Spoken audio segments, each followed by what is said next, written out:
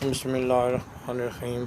نبی پاک صلی اللہ علیہ وآلہ وسلم نے ارشاد فرمایا، جلد ہی میری امت پر ایک ایسا وقت آئے گا کہ وہ 5 چیزوں سے محبت کریں گے اور 5 چیزوں کو بھلا دیں گے۔